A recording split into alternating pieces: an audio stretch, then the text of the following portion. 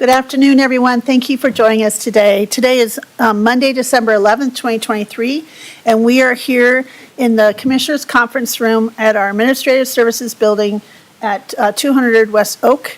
And we are here today for our work session with Leslie Ellis, the Director of Community Planning, Infrastructure, and Resources. And we have several things on our agenda today.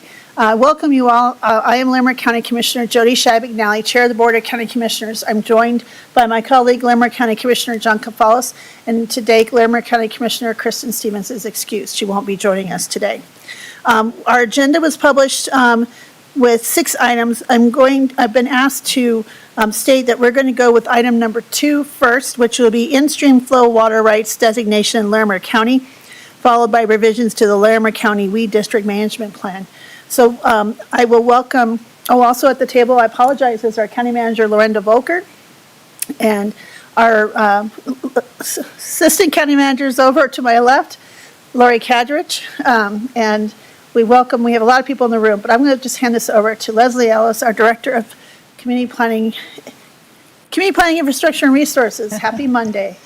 Happy Monday. Good afternoon, Commissioners. And I'll shortly hand it over to Zach Wiebe here from Natural Resources, and he can introduce his counterparts and colleagues on the phone from the state. He'll talk about the in-stream flow water rights designation in Larimer County. And thank you for being flexible with the agenda, because we do have some guests on the phone, and we thought it might be a little bit easier to start with this item. We do have a packed agenda, but most of these are fairly quick items. So, and I want to, just like as a Chair of the Board of County Commissioners, I welcome our guests on the phone. We were really grateful for you to join us today. Thank you. All right, I will hand it over to you, Zach, so you can introduce the rest of your team. Thank you. Sure, thank you. Good afternoon, Commissioners. My name is Zach Wiebe with the Department of Natural Resources, and in the interest of time, I'll make my introduction rather brief before turning it over to our state colleagues. On the phone, we have Rob Veal from the Colorado Water Conservation Board, as well as Katie Birch from Colorado Parks and Wildlife. And just to check, I know, Rob, you're there, and Katie, do we have you as well?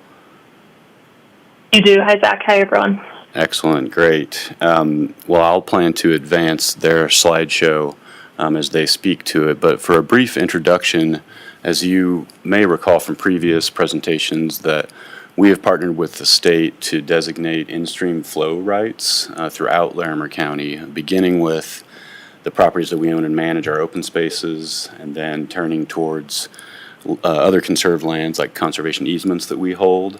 And now our colleagues on the phone are here to describe 2 additional streams that now that we've kind of completed those first 2 objectives, we're starting to look outside of county-owned and managed properties.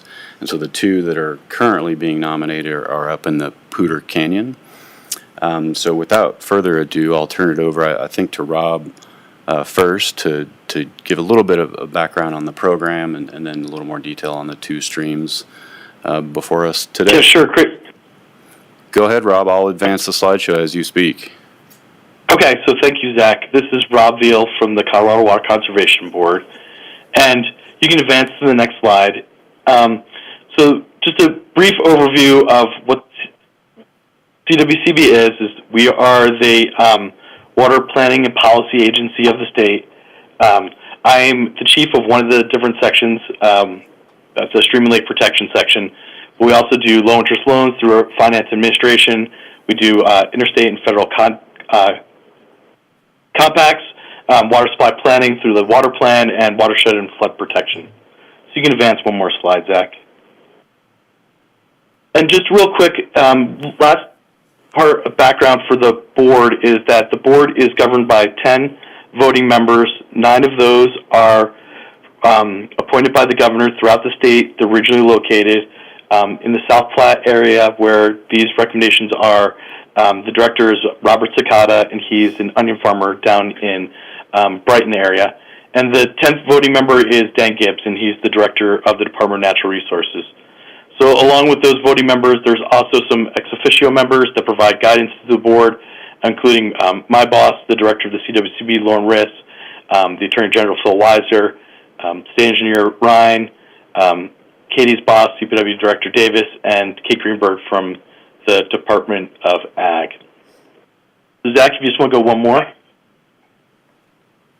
So the in-stream flow program just celebrated its 50th anniversary, and we were created from Senate Bill 97 in 1973. And what the in-stream flow program is it established water rights in the state that can be used in a non-consumptive way to help preserve the natural environment to a reasonable degree. And what these are, in-stream flows and NLLs, which are natural lake level, they're appropriations of water. They're recognized as a beneficial use. They're for points on a stream, so they have an upper and lower terminus for the in-stream flows. The CWCB is the only entity in the state that can hold these water rights. And as I mentioned, they're to preserve the natural environment to a reasonable degree. And probably most importantly is they're administered within the state's water priority system. So these water rights fall in line with everyone else. They're not a super water right. So the water rights, and the recommendation that Kate is going to talk about now would either have a 2024 or 2025 appropriation date. So they would be junior to all appropriations preceding that. So Zach, if you just want to go one more slide. And so what the CWCB has to do is, for an in-stream flow, is they have to make 3 findings. And so those 3 findings are, 1, that a natural environment exists, and that is done typically through the presence of a cold water fishery. And so in this case, Colorado Parks and Wildlife has done work to quantify the amount of water that is needed to preserve that specific natural environment to a reasonable degree. The second finding is that the natural environment will be preserved by the water available for the appropriation. So staff at the CWCB, we receive these recommendations, and then we do an independent analysis of water rights and hydrology on the stream to determine if there is water available for appropriation. Ideally, we have a long record, and we can provide a daily median of the hydrology. But basically, we're looking to see that water is available about 50% of the time, at least 50% of the time. And then finally, that there's no material injuries to other water rights. So as I mentioned, these are new junior water rights, so they have no effect on senior appropriations or existing appropriations. But to make sure that there's no injury to undecreed uses, the legislature put in the specific clause 3792-1023B, where the CWCB also recognizes existing undecreed uses that may be occurring in the system as well. So Zach, if you just going to go one more slide. And here is just a quick timeline of what the in-stream flow process looks like. So in that first section in blue is where the recommendation is developed. And in this case, it's by Colorado Parks and Wildlife, and they go out and they conduct field work, and Katie can talk to you a little bit about that. And then they bring to the CWCB a recommendation for an in-stream flow right. They brought it to us at our workshop, which takes place in January. It's there that we first learn about these recommendations, and we start our staff analysis and public outreach. We have an in-stream flow subscription mailing list where we have about 1,400 people that we mail to. So we start that notice process in March, and we do that again in November. We place items on our agenda items for the CWCB board, which meets every other month. We also published a notice in local newspaper, in this case the Coloradan, saying that this recommendation is out there. And then we do events like this where we try to talk to the local elected officials. So if staff believes that there's enough information for the board to make their 3 findings, we will present the recommendation to the board in January, and that starts a formal notice and public comment procedure where the public can make public comments to the board and contest the appropriation if they see fit. If there's no contested of the appropriation, final action can be done in May, or if there is contested, there could be a hearing that would take place either in September or November. And if the board chooses to move forward with this appropriation, then we would file a water court application like every other entity, and we would have that decreed in water court. And so, Zach, if you just go one slide forward, I just included my contact information in case there's any questions that arise after this meeting where you want to direct some other individuals to me for future questions. But after that, I think you can advance one more slide, and Katie can talk specifically about these recommendations. Thank you. Thank you for your presentation. Let me just pause real quick and see if my colleague has any question. I had just one quick one. Is it Mr. V. Hill? Veal. Thank you. It's veal. It's just think a baby cow, Okay. veal. Yes. Commissioner, do you have any questions at this time? Thank you. Thank you, Madam Chair, and thank you, Rob and colleagues. And maybe Katie will get into this, but two questions that I have is, one is when there's an intent to appropriate after going through the 2-year process, how often does it occur that a recommendation is contested? That's one question. Sure. I would say it's rare, but it does happen. I couldn't give you a percentage of times that it happens, but in the past several years, we haven't had any contested appropriations. But in my time with the board over the last 15 or so plus years, we've had several that are contested. It's even rare for contested appropriation to actually go to a hearing. I think that's only happened twice in my tenure here with the board. Typically, if it is contested, parties try to work out specific terms and conditions that would make it acceptable for everyone that's involved. Great. Thank you for answering my question. And my second question is, when we're determining an appropriation of water rights, how do we quantify the amount of water that we're talking about? Like how much? I can talk about that. Yeah, I figured. Okay. Then I'll hold off on that. Thank you, Rob. I'll get into listening mode and hear what Katie has to say.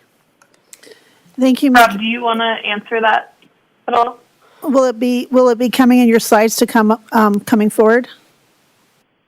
From a very high level, it will. We can definitely get into some more details and talk about the exact methodology. I think that might be good. Is that okay with you, Commissioner? So Okay. Commissioner Kafalis asked my question, so I don't have another question at this time. Thank you. Perfect. Well, I will pause on the slide where we talk about the biological quantification and provide a few more details that Rob usually provides when we have a bit more time. Thanks to Rob and Zach. My name's Katie Birch. I'm the In-Stream Flow Program Specialist for Colorado Parks and Wildlife. And this picture is of a native greenback cutthroat trout, which is the focus of our recommendations up in Larimer County this year. Zach, would you mind advancing to the next slide? So we're recommending an in-stream flow this year on Williams Gulch, which is shown on this map. And in the coming year, we'll be looking to East Fork Roaring Creek, just to the east.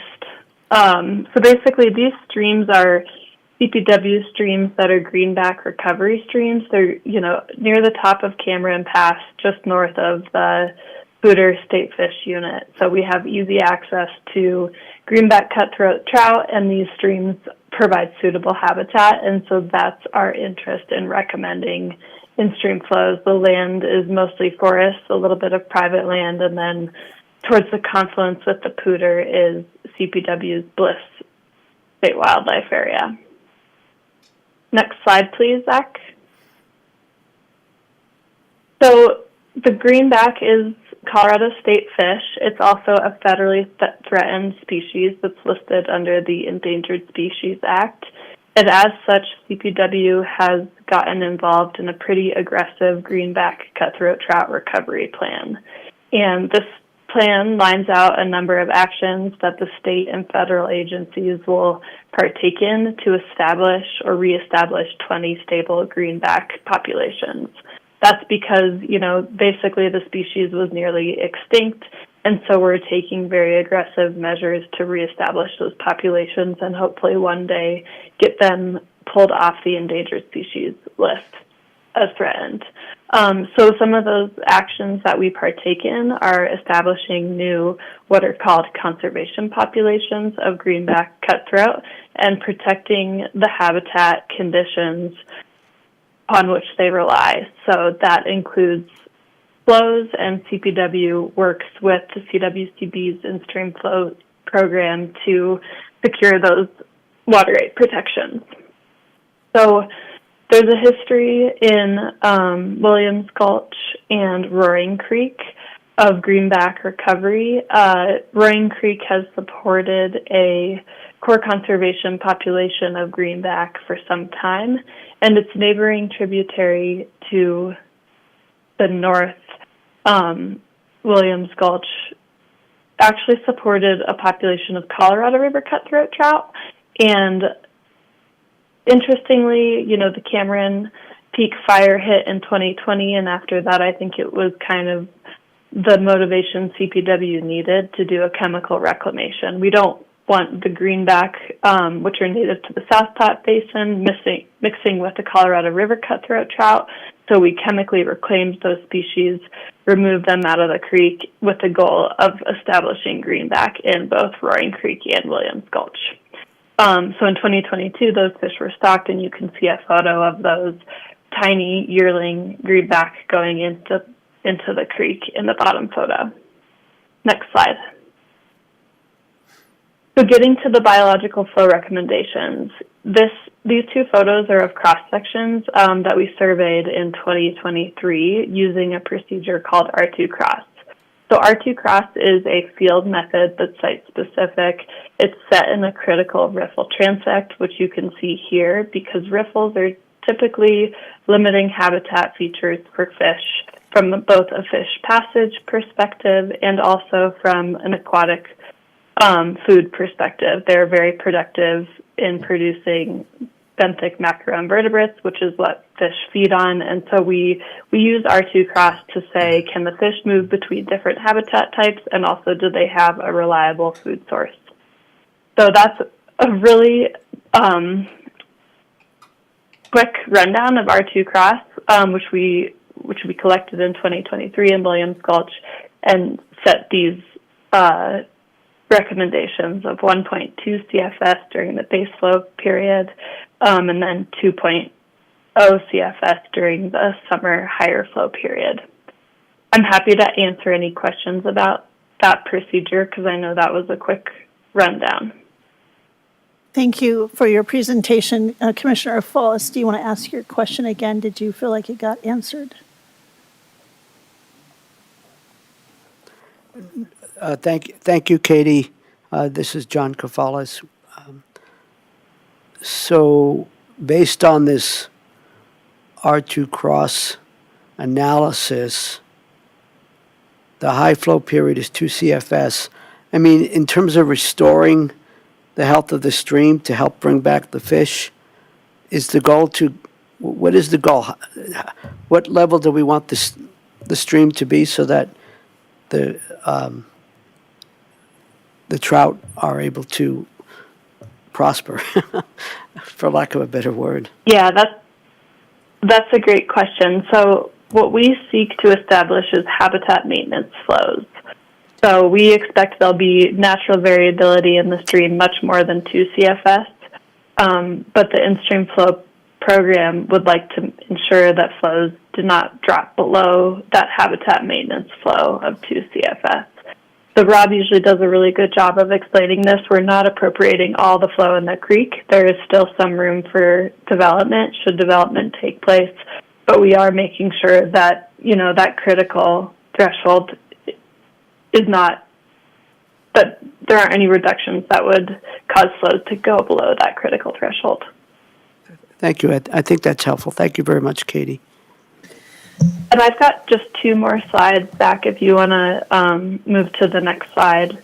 I can kind of show what this looks like. So the biological flow recommendations are what I just presented, and then CWCB does a water availability analysis, which shows how much water is physically in the creek. And, usually they rely on gauge records where they have them. Here, they were relying on a regression estimate, which is, produced by a model. And so you can see that here in kind of this stepped top hat design, that a lot more flow than 2 CFS is available during springtime runoff and kind of into the summer at this elevation. But we do have some water availability limitations starting in about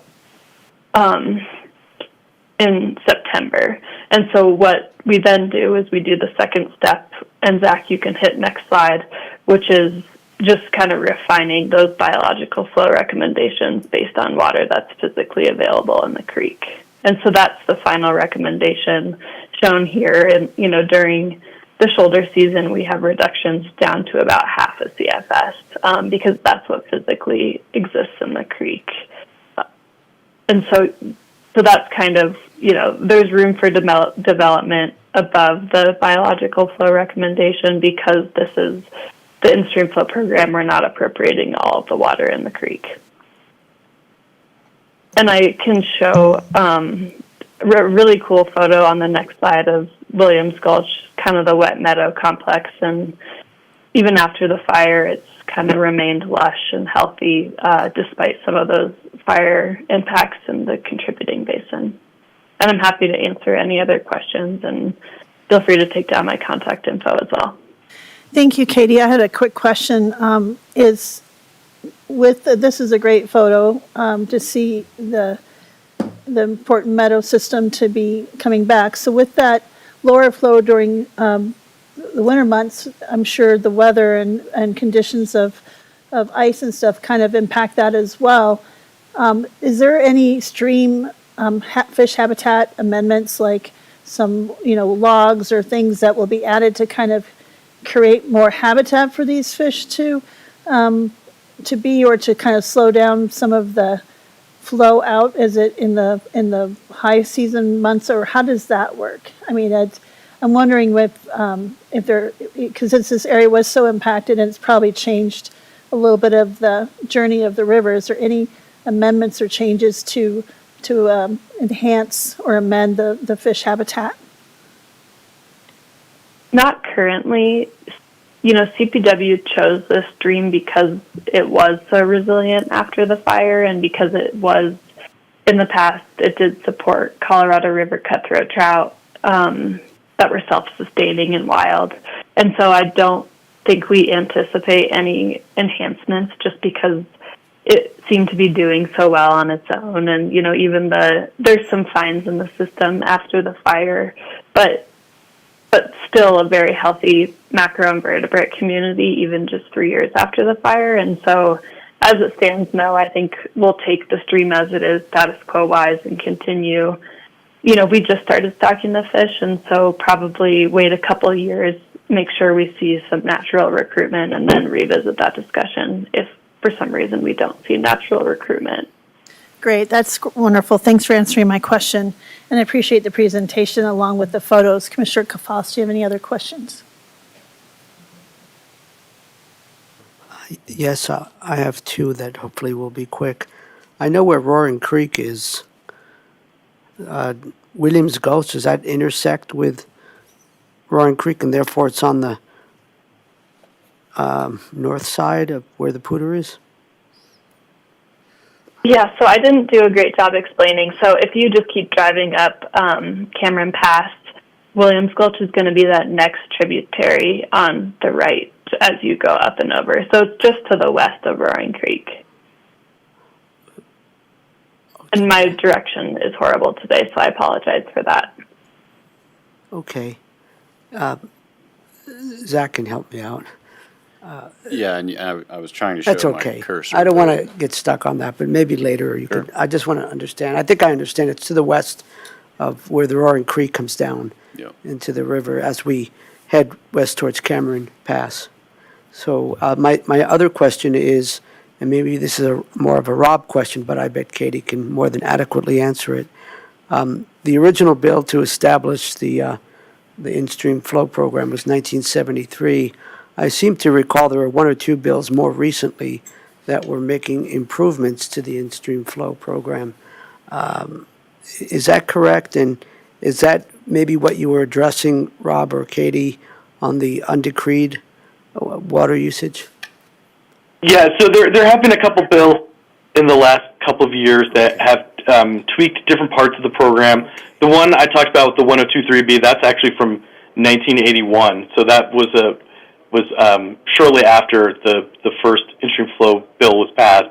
But some of the recent ones that have gone on the last couple of years is there's been some changes to the temporary loan program that the in-stream flow program does, expanding it from 3 out of 10 years to 5 out of 10 years. There's a stream augmentation bill that was passed a few years ago that the CWCB is working with a group of stakeholders on the Pooter near the town of Fort Collins. So there's been some slight changes and modifications in the program over the years. Great. That's what I was thinking. Thank you very much, Rob. Thank you, Katie and Rob, for your presentations. I don't have any further questions. I'm really grateful for your participation and presence today. So, Zach, do you have any other things? Is this just a presentation for us to hear the updates? Will we need to take action, or is it just for informative stuff for us? Just for information at this time, and just to close by thanking Rob and Katie once again, and share that this is an ongoing conversation, and please feel free to reach out if you have any questions or feedback as we move things forward. And we wish you happy holidays. Thanks so much for your time. Yeah, happy holidays. Thanks for being here today. Thank you. Thanks. Thank you, Zach. I think we're ready Okay. to move on now to item 1, the revisions to the Larimer County Weed Management Plan, and that's with Casey Cisneros and Megan Flanagan, who are going to come on up. Happy Monday and welcome.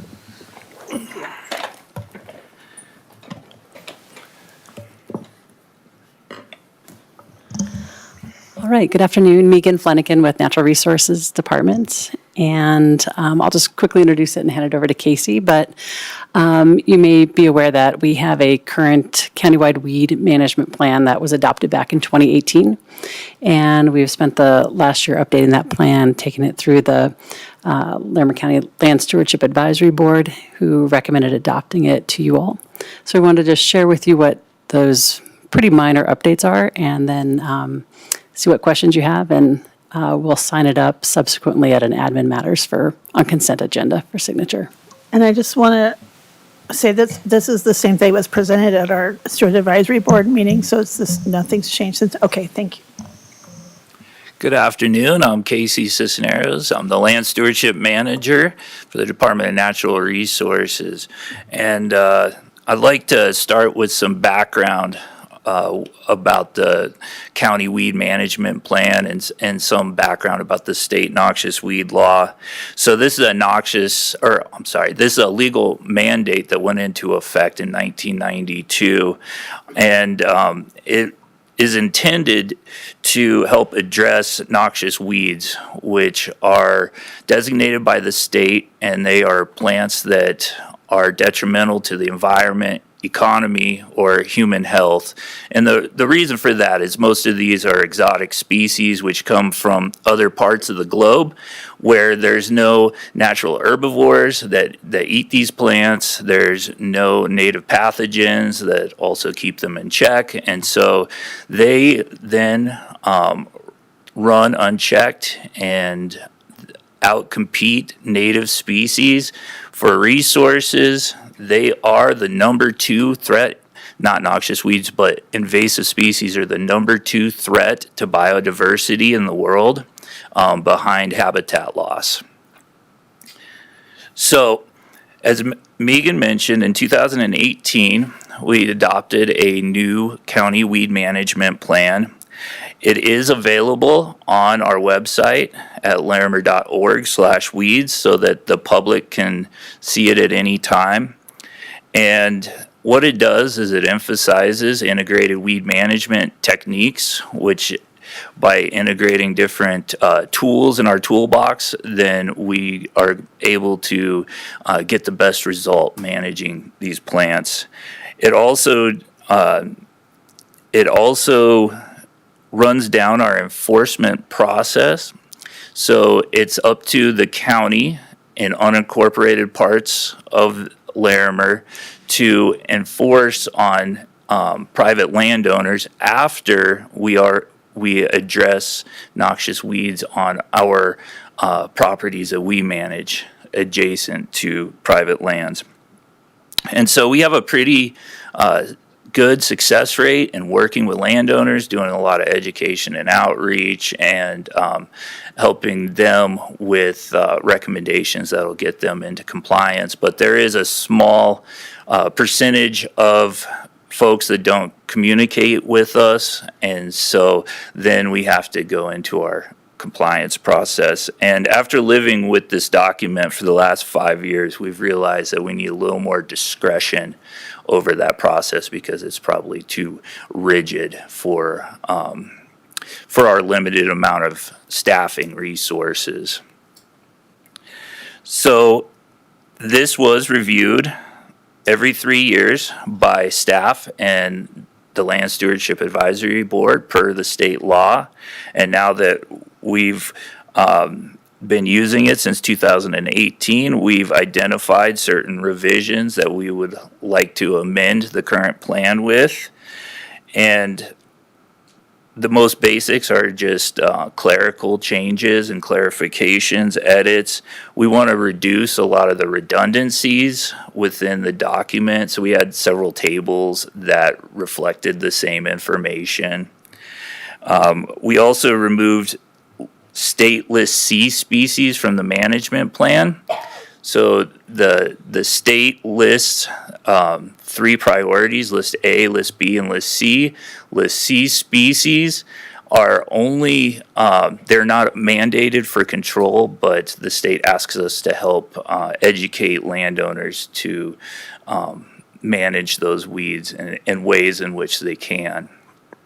So it does not, list Cs do not apply to our enforcement and compliance procedure.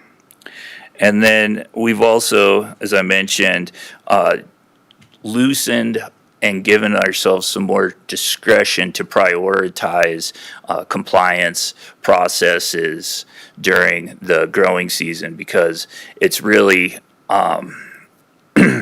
difficult with our current management plan to do that with our limited amount of resources. So earlier this year, we went to the Land Stewardship Advisory Board with our recommended updates. They reviewed it at one meeting, gave us comments, and we were able to incorporate those into the next draft, which they then reviewed and recommended it for adoption. And so today we're asking that we can get your concurrence that this weed management plan will be adopted at an admin's matters meeting. I'm assuming on consent agenda, or you're doing, okay, Yes. thank you. Yep. Do you have any questions, Commissioner Kofalos? Thank you, Madam Chair. And yes, I do have a couple of questions. Don't want it to be too easy for you, Casey. Good. First of all, and actually an easy question is, could you give us an example of specific species of weeds that are in all 3 lists, list C, B, and A? Yeah, so list A's species, there's one of the most common list A species in Larimer County is myrtle spurge, which will, Commissioner Jody has some in her yard, but you'll see it around the Horsetooth area. And before we got really serious about compliance, those hills would be neon green every early May with the myrtle spurge flowering. For list B, we have fair amount of leafy spurge within the Poudre watershed. However, we have very limited amounts of it in the Big Thompson watershed. It's a perennial, it's very deep rooted. It can grow roots that go down 30 feet into the ground and 15 feet laterally. It grows vegetatively and also by seed. And then the list C species that are of most concern in the county, particularly in Estes Park, are cheatgrass and common mullein. You see a large influx of both of them post-fire. And there's a lot of concern that from landowners that it's going to potentially threaten their property because it increases the potential of wildfire. The cheatgrass does. Thank you, Casey. Going back specifically to the weed management plan, you were a bit vague in what you were suggesting was the update and far as greater discretion in terms of compliance. Yeah. I'm hoping you can be a tiny bit more specific what that means. Absolutely. Thank you, sir. In the current weed management plan, we have stipulated that after a complaint, that within a certain amount of days, that an inspector will go out to that property, look at it, and if there is indeed noxious weeds, then we will send a courtesy letter to the landowner within another certain amount of days, and then after that, we'll go back out with an inspector and look at it again to see if anything has been managed, if we haven't communicated with the landowner. And then a certain amount of days after that, we'll send an enforcement letter, and the process continues. And so during the busy part of the year, we get a lot of calls that range from, fields of Canada thistle that are acres and acres and acres. And then we get calls from folks who live in unincorporated, essentially Loveland, that their neighbor has 2 or 3 musk thistles in their front yard, but everything else is overgrown and they want us to do something. And so we got to be able to differentiate between those different complaints because we have limited resources. Thank you. Did that answer the question? Yes. And I presume when this comes before us, we'll either get a Cliff Notes version of the weed management plan or the actual weed management plan that we could at least have the opportunity to review. Certainly. Yeah, we're just putting on the final edits right now, and it's being redesigned by our graphic designer. So it's going to be even prettier than the last one. I still can't figure out why bindweed isn't on any of these lists. It's on the List C list. I think it should be on list A. Sorry, please continue. So I don't have any questions because you guys did a phenomenal job with the Land Stewardship Advisory Board. We have some phenomenal members on that ask good questions. And so I've been following their lead, and I think you guys do a great job. So I don't have any questions today other than thank you for the work, because this is not a bells and whistles kind of topic, but this is really, really important for a lot of reasons. And I know you all know them, but for the public, this is a really, really important work for our county, so especially in some of the burn areas. So thank you. It's an interesting job because if we do a good job, we don't hear about it, but if we do a really terrible job, we hear about it a lot. Yeah, I'm sure. All righty. Well, thank you. Thank you both, and thanks for the work. So Yeah. look forward to looking at it when it's all ready to roll. So Great, thank you. thank you. Thank you. We'll have a quick change of the guard here, too, so that Eric Tracy and Mark Peterson can come up on this next item relating to the IGA for US 34. And Happy holidays all. or maybe just Eric. It was just Eric. Okay. But now you're here. Yeah. Mark Peterson, I'm the county engineer, and I really don't need to be at the table. Eric's really been taking these 2 items forward, and he's here to update you on a couple matters of interest to the board. Thanks. Hello, Mark. Hello, Eric. Hello. Thank you for having us today. Again, I'm Eric Tracy with the Larimer County Engineering Department. I'm here today to present on 2 items. They should be fairly quick items, so we'll move into those. The first item of discussion will be the US 34 Transportation Management Organization, IGA, and then we'll move into the second item, which is the Safe Streets and Roads for All Safety Action Plan local match grant application that we're applying for. The first item being the Transportation Management Organization. It's also referred to as a TMO. That is an intergovernmental agreement between Larimer County and the North Front Range Metropolitan Planning Organization that we would like to have for you at your Admin Matters meeting next week. It's something that they would like to have signed before the end of the year. Commissioner Stevens has been a part of this through the MPO and through the Upper Front Range TPR. Transportation Management Organization is really a separate entity It's an organization separate from the MPO. It's separate from Larimer County. It's an organization that's created really solely for the purpose of implementation and management of the transportation demand management programs. Transit, multimodal, those sorts of things.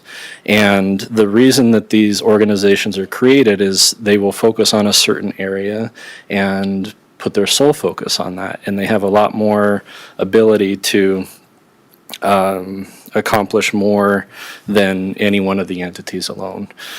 So there are different transportation management organizations within Colorado. There's a few listed on the right side here. And we're looking to create one for the US 34 corridor from Greeley to Estes Park.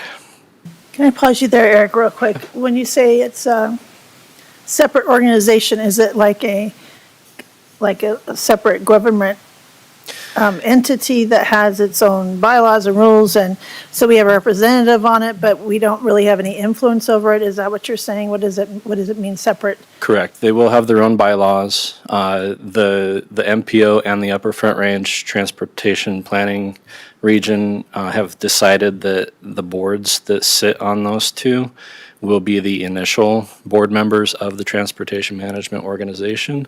As it gets up and running and moving forward, those positions could be replaced with other people on that board. So did that answer your question? Yeah, and so you'll get into how this thing is funded then, huh? Yes. So, thank you. Yes. So what really happened, sorry. Go ahead. Commissioner Kafalis? This is an easy question. Yes. What does TMA stand for versus TMO? Transportation Management Agency and Transportation Management Organization. They're one and the same. Okay. Some of the on the list, some of those entities refer to it as a TMA and some as a TMO, and it's the same animal. Correct. Yeah. Thank you, sir. Yep. Thank you. All right. As far as the funding, what really initiated this is the North Front Range Metropolitan Planning Organization applied for and was granted the Office of Innovative Mobility, the OIM, Transportation Management Organization Seed Funding Grant. So they applied for the grant, were awarded the grant. The total project cost for the first year is $237,500. The purpose of that is to seed this program, to get it started. The scope of work that's part of that has a consultant creating that, and the last part of that is determining the funding so that it is self-sustaining from then on out. There's a local match requirement of $25,000. That's spread between all of the entities that are part of the MPO, which brings Larimer County's contribution to $2,778. That is intended to be a one-time cost to Larimer County, and this organization should be self-sustaining as it moves forward. The North Front Range MPO, they have agreed to oversee the management of the consultant, the fiscal responsibilities associated with the grant and so forth. And they will be hiring a consultant to create that. So thank you, Eric. So I'm curious, will this be a new transportation management organization in perpetuity, or just for the short term, or is it in perpetuity to maintain that corridor? It's intended to be in perpetuity. Okay, thank you. So again, we will be bringing this intergovernmental agreement to you, as long as we have consensus today, at your administrative matters meeting next week. Do you have any other questions for me regarding this IGA? Commissioner Kafalis? Yes, thank you. Is it correct that one of the initial or primary charges of this Highway 34 Transportation Management Organization is to look at the feasibility of providing bus service from Greeley up to Estes? I don't know that that's specifically outlined in the scope of work, but that is an example of something that they would be looking to implement. Okay. Thank you. And so, Eric, for the initial one, are they electing who's going to serve on the initial board for the to the TMO? So, and it will be evenly split between Larimer and Weld County, or is there any other counties involved with this? Do you know any of that structure? Will it be evenly divided in their representation? Initially, it will be the same representation that we have in the MPO. Okay, Yeah. thanks. All right. If there's no other questions, I'll move to the second topic. Okay. So are you all, just to confirm, you're okay with this going on the consent agenda, this IGA, next Tuesday? Okay, thank you. Okay. Second item is in regards to the Safe Streets and Roads for All grant program. That's an IIJA federal program. We applied for and received a grant through the Safe Streets and Roads for All program to create a safety action plan for Larimer County. We had applied for $300,000. There's a required 20% local match for that grant program, which left $60,000 being the responsibility of Larimer County. Now, since we applied for that and received that grant funding, we have learned about a program that the state of Colorado has for local match. The state of Colorado has put aside a significant amount of money, $80 million, and the purpose of that is to help local agencies fulfill that match requirement to the federal grant. So, in discussion with with DOLA, they have agreed to allow us to apply for this to provide for that $60,000 match for our grant. Normally, they did not want to see any applications that would be less than $250,000 match, but we've been told that they have funding and are willing to expand that a little bit to allow us to apply for this, even though it falls below their amount. So we would like to continue with an application to DOLA to request that the $60,000 local match be funded through that grant program. Presenting this to you today is part of the application process. So I've completed the application. I just needed to have a discussion with you today to cover this and make sure that you're okay moving forward with that application to the state. Thank you, Eric. I'm fine with you going forward and appreciate the details and your dedication to getting that grant. I know it's going to be very helpful, so I support all of the above. Commissioner Kafalis? Thank you. It's the affirmative. Okay. Thank you, Eric. Appreciate all the work you do. So. And nice to see you, Mark, even if you're here just for table support. Thanks for your support. Okay. Rebecca?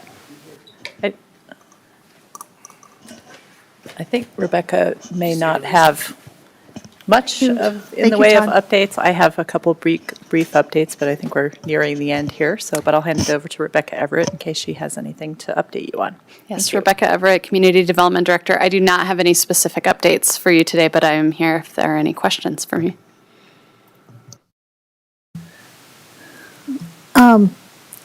We received an email about, from an organization about the special permits that we talked about. I think we forwarded that to you.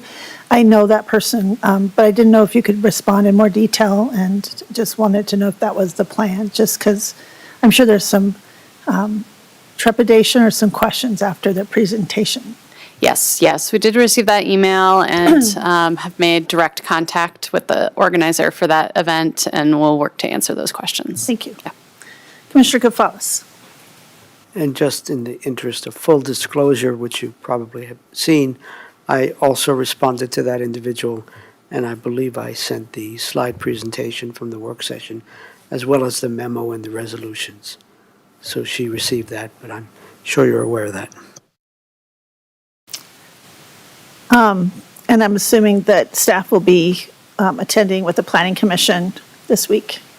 That's correct. We are looking forward to the Planning Commission holiday gathering this Wednesday in place of our standing work session with the BCC and Planning Commission. Will our new person be coming to that dinner? Is it an opportunity? I will need to our new planning commissioner.